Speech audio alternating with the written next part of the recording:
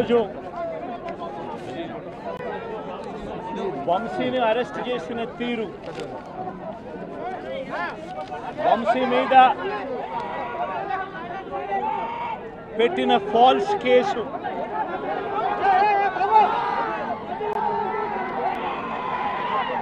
నిజంగా రాష్ట్రంలో దిగజారిపోయిన law and ఆర్డర్ను వంశీ అరెస్టు అద్దం పడుతుంది. ఎందుకనంటే వంశీను అరెస్ట్ చేసిన తీరు ఒకసారి గమనించినట్టయితే అతి దారుణమైన law and order break down కనిపిస్తుంది. ఒకసారి గమనించినట్టయితే ఈ కేసులో గన్నవరం పార్టీ కార్యాలయంపై దాడి జరిగింది అని చెప్పి ఫిర్యాదు చేసిన సత్యవర్ధన్ అనే ఈ వ్యక్తి, గన్నవరం తెలుగుదేశం పార్టీ ఆఫీసులో కంప్యూటర్ ఆపరేటర్గా పనిచేస్తా ఉన్న సత్యవర్ధన్ అనే ఈ వ్యక్తి, ఫిర్యాదు చేసిన ఇదే వ్యక్తి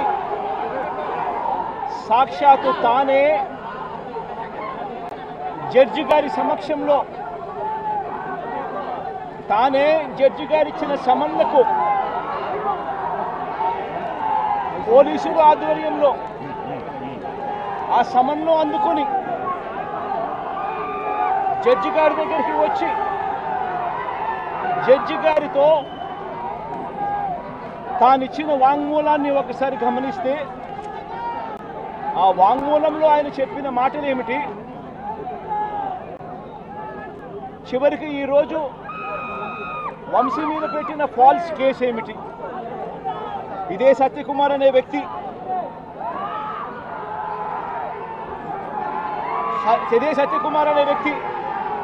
జడ్జి గారు జడ్జి గారి సమక్షంలో సత్యవర్ధన్ అనే వ్యక్తి వంశీ ఎలాంటి తప్పు చేయలేదు అని చెప్పినప్పటికీ కూడా వంశీ మీద తప్పుడు కేసులు ఈరోజు బనాయించడం జరిగింది. ఒకసారి ఈ కేసుకు సంబంధించి ఘటనలు ఒకసారి గమనించాల్సిన అవసరం ఉంది. ఫిబ్రవరి 19వ తారీఖున 2023 మంగళగిరిలో టీడీపీ హెడ్ ఆఫీసులో పట్టాభి అనే వ్యక్తి చేత వంశీ మీద భరించలేని విధంగా బూతులు తిట్టించారు చంద్రబాబు నాయుడు గారు. మంగళగిరి తెలుగుదేశం పార్టీ హెడ్ ఆఫీసులో ఫిబ్రవరి 19, 2023 పట్టాభి అనే వ్యక్తి రెచ్చగొడుతూ వంశీని తిడుతూ ఫిబ్రవరి 19వ తారీఖున తాను మాట్లాడిన మాటలు, ఫిబ్రవరి 19, 23 వాడో పిల్ల సైకో, నేనే గన్నవరం వెళ్తా, ఎవడేం పీకుతాడో చూస్తా, ఆ వంశీ సంగతి తేలుస్తా, నియోజకవర్గంలో నుంచి బయటికి విసిరేస్తా అంటూ గన్నవరం ఎమ్మెల్యే వల్లభనేని వంశీని రెచ్చగొట్టింది సాక్షాత్తు ఫిబ్రవరి 19వ తారీఖున ఇదే పట్టాభి అనే వ్యక్తి.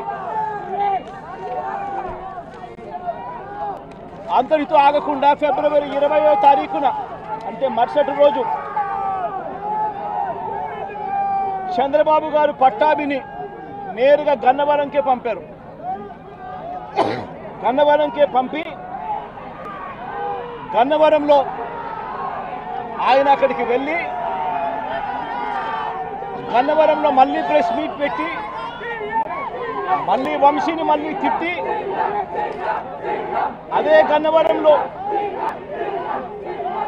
చుట్టుపక్కల ప్రాంతాల నుంచి తాను పోగేసిన మనుషులను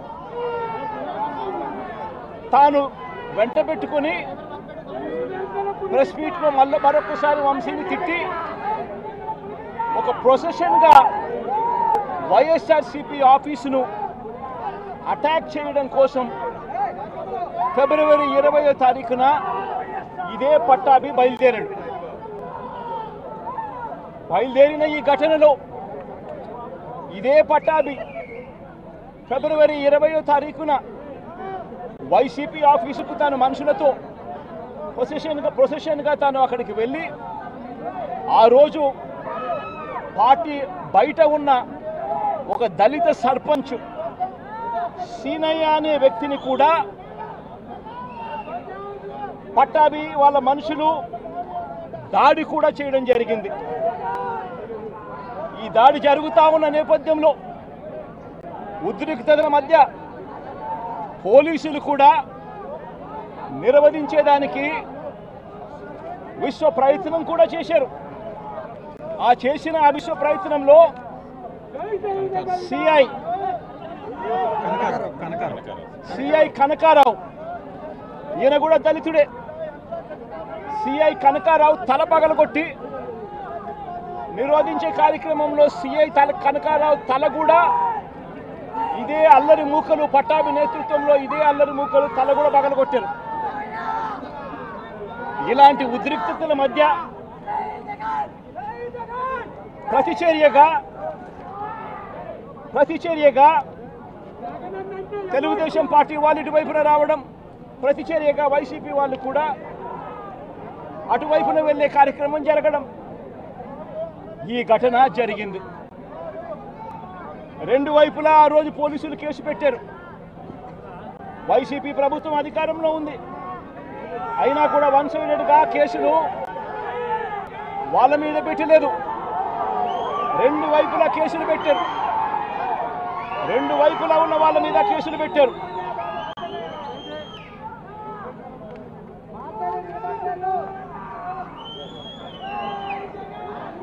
తర్వాత గన్నవరం ఘటనకు సంబంధించి